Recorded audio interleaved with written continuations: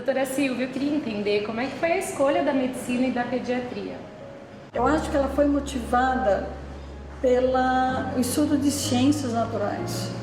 Eu era fascinada por conhecer os cotilédomos do feijão, para conhecer as patinhas dos parasitas, dos micróbios. A hora que eu me deparava com a célula vegetal, eu acho que foi um encanto conhecer como é que é a biologia, né? Que também me encantei na pediatria. E fiquei na pediatria geral 10 anos. Até hoje eu gosto muito de pediatria geral, né? Elas dão uma base para o diagnóstico diferencial, para as complicações, etc. Perfeito. Eu acho que é um privilégio você fazer aquilo que gosta. Com isso, tudo faz sentido, né? Com isso, você não tem um cansaço, a questão de férias secundária, assim vai. Eu tinha essa pergunta sobre férias aqui, porque eu ouvi falar que você não tira mesmo. Ah, não tem no meu dicionário. Não tem no dicionário. E como é que faz para equilibrar aí esse lado pessoal com o lado profissional diante desse cenário? O lado pessoal é a própria profissão. Tem um livro da Marilena Chauí, O Sentido da Loucura, uma coisa assim, o sentido da loucura. O louco, que é o apaixonado, ele se nutre da própria paixão. Então, o conhecimento médico, a relação humana, o aspecto fascinante da fisiologia, como é que as células conversam, como é que elas interagem, isso me nutre, né? Ele nutre e você se retroalimenta através disso. Conte sobre os Andrés e a influência na descoberta da sua verdadeira missão. Então, esse primeiro André Zakharchenko, de uma família aqui de Sumaré, ele estava em etapa final da vida dele. E a residente pede para eu ver o menino, que estava internado na enfermaria, que eu era chefe da enfermaria. Eu falei, eu não posso ver porque é hemato de adulto que vê esse menino. Eu falei, não, mas ele está mal, eu não encontro hematologista. Eu falei, olha, não tem jeito, eu não vou interferir no tratamento feito pelo outro. Então você vai, acha hematologia de adulto para resolver. A residente estava tão molestada com isso e começou a chorar. E meu ponto fraco é a choro. E aí ela chora, você vai, para de chorar, vai que eu vou ver esse menino. Aí fui ver o André Zakharchenko. E vi tanta coisa errada, do ponto de vista pediátrico, troca isso, vai não sei o que, vai, né? O menino ficou bom. Aí a mãe falou assim, eu quero que a senhora cuide do meu filho. Eu falei, mas senhora, eu não posso, porque eu sou pediatra. Então me indica um outro médico fora daqui, inclusive se for nos Estados Unidos. Aí eu indiquei um ex-professor meu da Escola Paulista de Medicina, que estava em Memphis, no Tennessee, para fazer oncologia pediátrica. Ele tinha leucemia, esse menino. Fiz a cartinha, fiz o resumo e dei para a família. Eu acho que menos de uma semana antes de viajar, a avó da criança, a mãe e o pai vão na minha casa para dizer que eles achavam que eu devia ir junto com eles e não a família. Eu falei, eu não, porque eu tenho um filho pequeno, eu não posso ir. Não, mas a senhora não vai, ele morre aqui, a gente não leva, etc. A família chorando, etc. Tá bom, eu vou. Eu consegui entender de maneira mais adequada que nos Estados Unidos estavam muito na frente. Mas assim mesmo, eu me retraí e fiquei na minha. Foi o primeiro convite para essa Não, missão. aí o professor meu da Escola Paulista falou assim para mim, olha Silvia, esse menino não tem mais chance de cura. Eu vou dar para você esse medicamento que não tem no Brasil ainda, você usa, asparaginase, e você leva esse protocolo 8. Se você usar esse protocolo 8, a chance de cura está entre 40% e 50%. Falei, doutor Gomes, eu agradeço muito a sua confiança, mas eu não quero cuidar dessas crianças. E foi interessante porque a posição era muito séria, eu não queria entrar na área. E a mãe, antes de nós voltarmos, ela falou: tia, eu quero falar com você. Eu estava para tomar banho. Mas o que você quer, Bela? Eu quero pedir uma coisa para você. Eu sei que meu filho não tem mais cura, mas eu quero te pedir um favor. Cuida dessas crianças com leucemia. Raquel, eu fiquei tão irritada com a mãe que as lágrimas começaram a sair dos meus olhos. E eu falei: eu já falei que eu não quero cuidar de leucemia. Parece que o mundo conspirava, né? Eu entrei no banheiro assim, as lágrimas escorrendo e tal. Falei: não quero. Tomei banho e tal. Quando o menino veio para cá, para Campinas, eu falei: eu continuo acompanhando o cuidado dele, mas eu não vou deixar. Então, quando o André Sacachente faleceu, surge o segundo André. Aí eu vi um menino, mas com enormes gânglios, barriga grande, anemia e tal. Eu falei: olha, não tem jeito de ter leucemia. Aí eu mesma pedi para colher biópsia de gânglio, colhi a medula de veio da criança. E como eu sabia ver célula, eu fui lá olhar no protocolo. E falei para a mãe: olha, a senhora perde. Eu mandei para os Estados Unidos. E lá o médico de lá falou: eu não sei como é que você colhe tanto material para um diagnóstico tão simples. Só fazer biópsia de gânglio, né? E lá confirma a leucemia. Liga para os Estados Unidos. Eu falei: olha, então foi reduzida a dose assim, não sei o quê. Ele falou: Silvia, primeira coisa, ou você cuida, ou você não cuida. Se você cuidar e seguir o que eu te dei, esse menino tem 40%, 50% de cura. Se você não cuidar, vai ser mais um para morrer no Brasil. Sim, o que eu faço agora, né? Aí a criança, nesse momento, fala assim para mim: Silvia, eu quero falar com você. Cuida de mim. Eu não posso, porque eu não sou pediatra. Eu sou pediatra. Silvia, mas cuida de mim. Eu não posso. Mas por favor, Silvia, cuida de mim. Eu tô bom, vai cuidar de você. Aí você resolveu aceitar. Aí naquele dia, eu pedi demissão da chefia da enfermaria. Como foi a reação do pessoal no hospital? Falou assim: o cara tá louco, o chefe de departamento, José Martins Filho, que foi reitor da Unicamp, falou: tá louco, né? E é interessante porque eu saio de chefe com secretária, com máquina elétrica, etc. E no dia seguinte eu era faxineira, varria o chão, tinha que abrir a porta, atender telefone, fazer... Então, foi um curso de madureza de vida, onde você aprende o que a doença faz na família, você aprende quanto custa o quê. Começa a ter o uso mais racional das coisas. Foi madureza na formação de profissional, integrando a sociedade, integrando todos os recursos para você otimizar um bom diagnóstico. E pude aprender que a autoproteção é o pior mecanismo de egoísmo.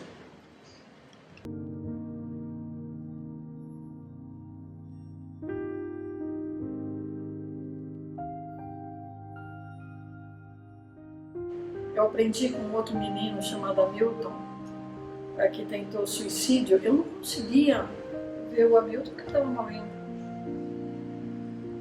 E de repente eu paro para conversar comigo mesmo se eu estava mais com pena de mim mesma ou com pena do menino. Aí com bastante seriedade eu falo: eu estou mais com pena de mim mesma. Coitadinho, estou sofrendo muito. Aí eu falei: olha, Silvia, presta atenção. Pega o coração e põe no bolso. Enche o peito, respira fundo e vai lá e entra. E ele me ensina que o estar junto é mais importante. Ele me ensina a olhar para si mesmo, preservando você mesmo, tal, é uma das formas mais absurdas de egoísmo. Então, esse menino, eu tinha um vínculo com ele afetivo, filho de servente pedreiro. Ele melhora, tal, e meses depois, o Hamilton tem uma recidiva da leucemia. E a hora que é para dar o diagnóstico de recidiva, eu não consigo falar.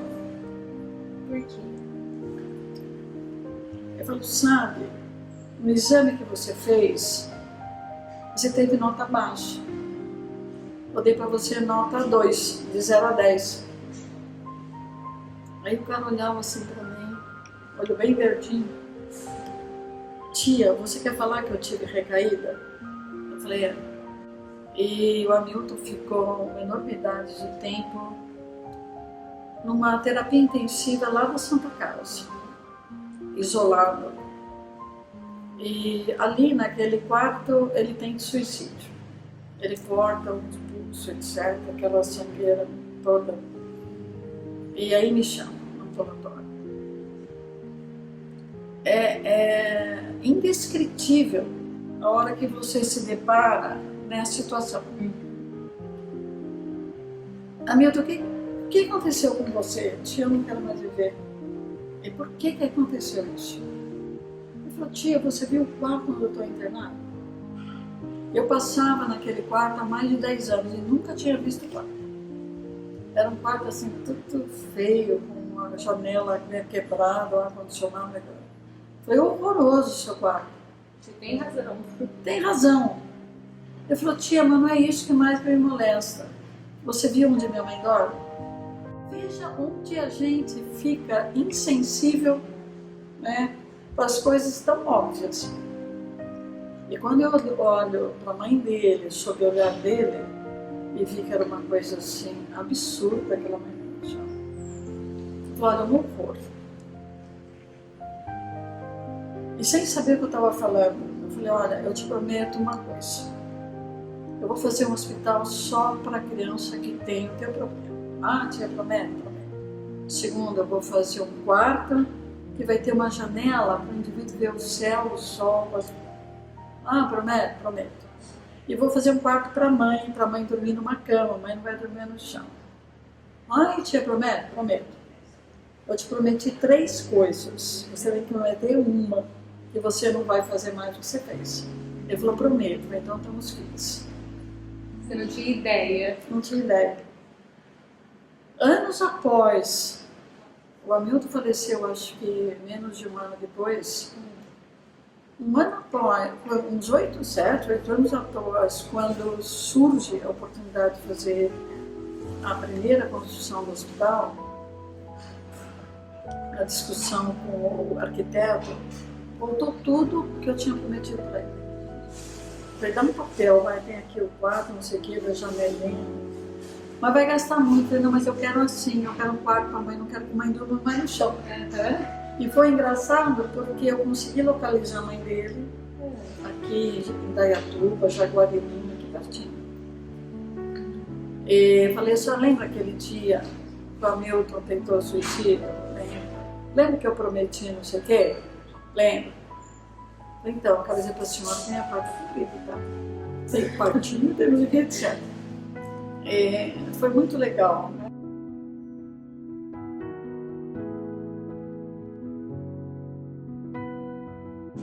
Teve, há uns 20 anos, vinha um grupo de pintores lá dos Estados Unidos. O artista americano, John Fight, fala assim para mim, pergunta para a mãe o que ele quer que pinte. Falei, o menino pede para pintar um jogador de futebol. O menino fala não sei o que para a mãe, e a mãe fala assim, ele quer que pinte de azul. Aí eu falei, bom, não, ele quer que pinte de azul. O cara começou a pintar azul. Mas esse cara corria do outro menino. Quando ele viu, devia ter uns 6, 7 anos, ele viu que ele estava sendo compreendido. Então, terminou o trabalho, o John Fight me pergunta, o que você achou do desenho? Eu falei, acho que ficou legal, só está faltando a bola.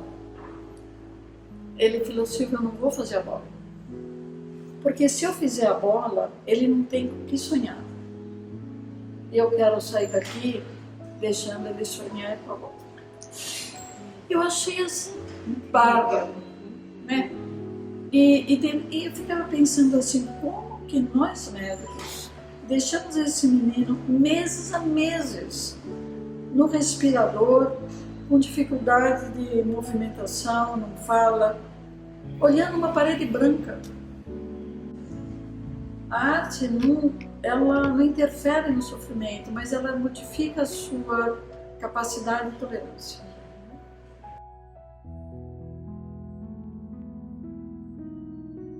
Você vê o programa de voluntariado dentro do Boldrini? É uma dádiva, porque eu não conseguiria fazer nada sem elas, né? E as voluntárias, elas fazem aquilo que nós médicos não fazemos, que é contar uma história, que é brincar, que é tocar um piano, não sei o quê. Que 7 dias por semana, sem descanso, você tem esses voluntários.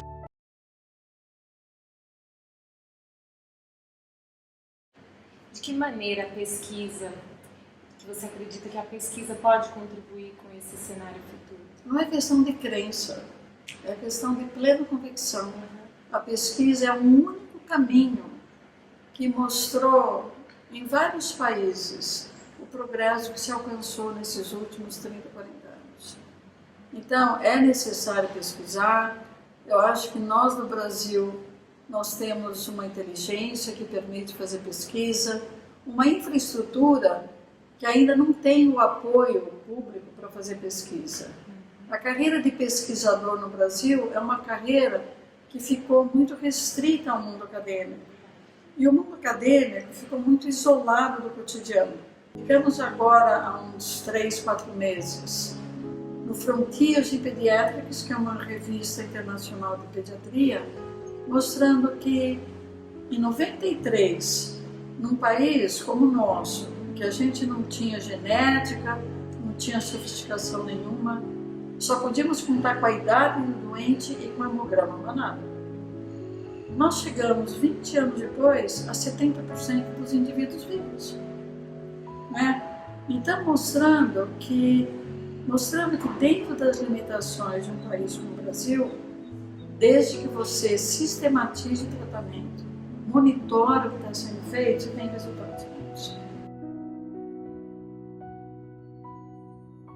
Coisa interessante é que quando um pai ele espontaneamente quer ouvir opinião, é porque ele está inseguro em relação aos outros. Então eu vejo, em relação aos pais, o respeito. Ele sabe que eu não fico brincando em serviço. Eu brinco com a criança, brinco não sei o quê, mas na hora da prescrição, na hora de um diagnóstico, sempre procuro fazer com bastante seriedade.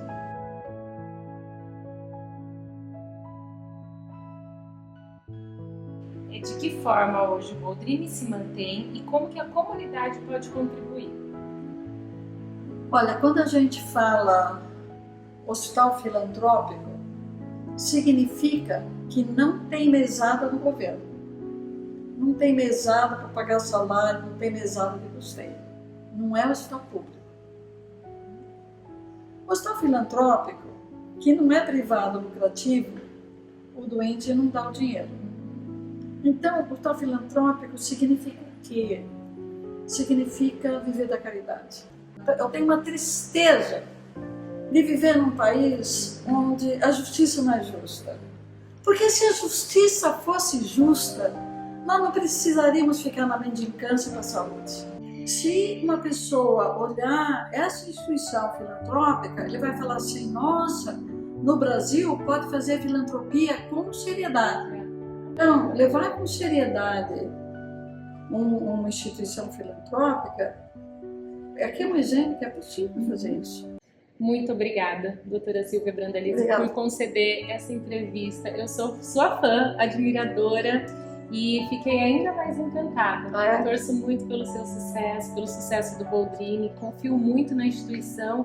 Vai ser um grande prazer para mim lançar esse programa com a sua trajetória. Tá bom. Obrigada por tudo. Obrigada a você.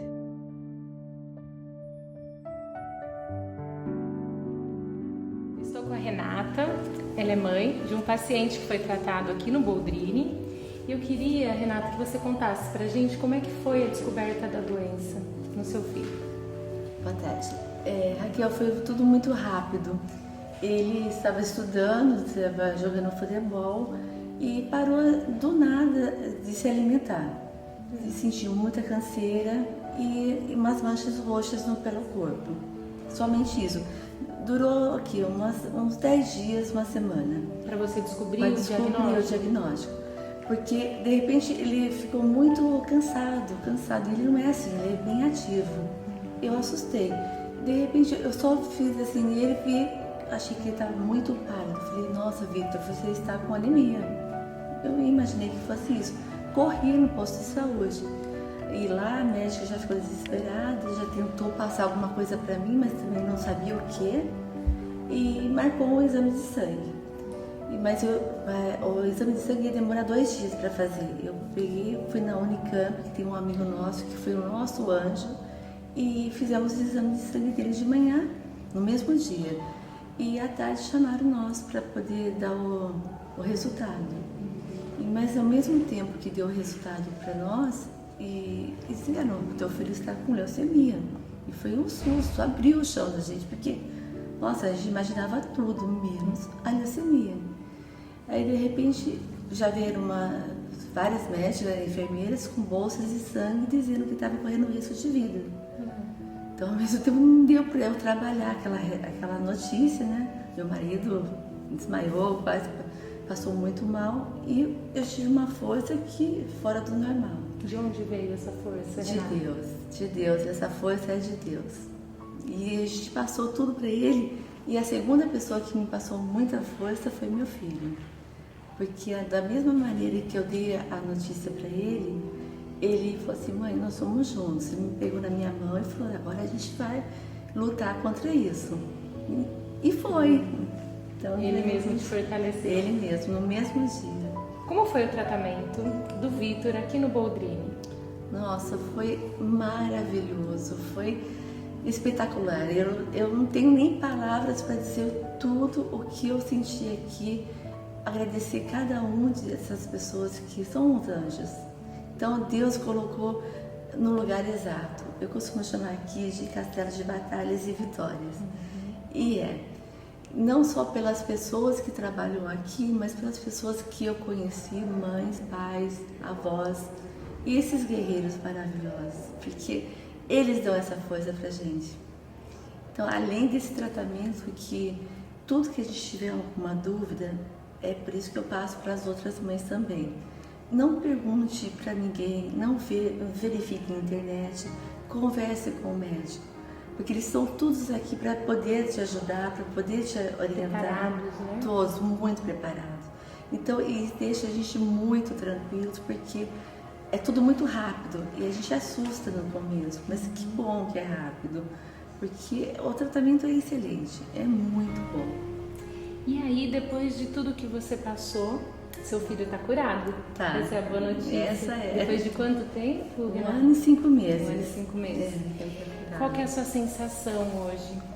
Minha sensação é de gratidão e de muita, muita felicidade. Eu só tenho que agradecer, Raquel, porque eu não tenho esse direito de pedir nada, porque tudo que a gente recebeu é agradecer, gratidão, Deus maravilhoso. E esse lugar aqui é muito maravilhoso, abençoado. E eu vi que agora você se tornou uma voluntária do Boldrini. Como foi essa decisão? Eu sempre tive vontade, desde novinha eu sempre tive vontade, adorava tudo, mas nunca tive a oportunidade. E como eu fiz um curso intensivo aqui, eu falei, agora eu vou ser, porque ajudou muito também, que a gente chega bem desorientada, além dessa parte dos médicos orientar sobre a doença, a gente precisa também de uma conversa, de um carinho, um abraço. E isso me ajudou muito. E eu quero retribuir também. Você recebeu isso dos voluntários? Muito. Um abraço, um sorriso, sabe? Foi muito importante pra gente aqui. Agora, com a sua vivência com o seu filho no tratamento, felizmente curado, e como voluntária hoje, recebendo as mães que recebem o diagnóstico, O que você diz para as mães que acabam de receber o diagnóstico?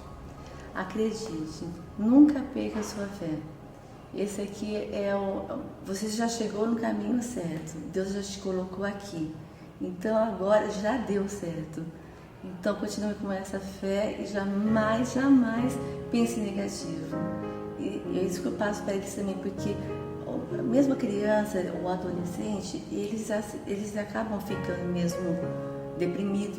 É normal por causa do tratamento. E as mães de repente acabam ficando também triste, mas não passa para eles. Vai lá fora, dá um murro na parede, chora, mas volta com um sorriso, porque essa força é muito importante para eles. De que forma essa experiência fez você mudar a sua visão sobre a vida? A gente tem que aproveitar principalmente a cada momento. Não ficar pensando o que vai acontecer amanhã, tudo. Viver o hoje intensamente, principalmente com muita fé e assim, vontade de viver. Não ter preguiça, não ter desânimo. E eu continuo vindo aqui exatamente por isso, porque eu tenho que aprender muito mais ainda. E cada vez que eu venho aqui, eu aprendo com um sorriso, com essa energia que eles têm, que conseguem passar para a gente, uma energia muito positiva. Então eu aprendi isso e aprendo a cada dia. E por último, eu queria que você deixasse um recado para a doutora Silvia Brandalize, que fundou esse hospital. Ah, doutora Silvia, essa é o anjo que Deus colocou aqui, muito iluminada. Eu fico muito até emocionada de falar com ela, porque foi ela que desde o primeiro dia que nos atendeu. E ontem meu filho esteve aqui, porque ele tem um acompanhamento, e ela tratou ele assim, de uma maneira assim, uma mãe. Então ela é tudo, que Deus abençoe muito a vida dela, toda a família, e continue nessa luta, que nós somos todos vitoriosos. Muito obrigada, Renata, pelo seu lindo depoimento. Parabéns pelo seu filho e principalmente por ter se engajado nesse projeto voluntário. Foi um convite, né, que a vida te fez. Exatamente. Naturalmente, e que você respondeu a esse convite, contribuindo aí com outras mães que passam por esse mesmo momento de dor, mas que com certeza vão ter a mesma vitória que você Com teve. certeza, vão sim. Obrigada, viu? Imagina, obrigada. Eu estou aqui com o Raniero, ele é um dos voluntários mais antigos aqui, há 17 anos fazendo trabalho voluntário no Boldrini, e eu queria que você contasse pra gente qual é o seu trabalho voluntário e o que o senhor faz. Eu, há uns 10 anos atrás, a loja de Paulínia me ofereceu brinquedos que ele não poderia vender, que estava com defeito. Eu passei a consertar os brinquedos e direcionar aqui para o Boldrini. Então eu trago, creio hoje estou com o carro cheio de brinquedos lá fora, aí eu vejo as crianças que vão fazer aniversário esse mês, eu direciono um brinquedo para eles e trago também épocas festivas, como Dia das Crianças, Natal. Isso me faz muito feliz, eu tenho a alegria de estar consertando o brinquedo. Muito obrigada, parabéns pelo seu lindo trabalho. Obrigado. Continue fazendo Eu agradeço, isso. tá bom? Obrigada mesmo.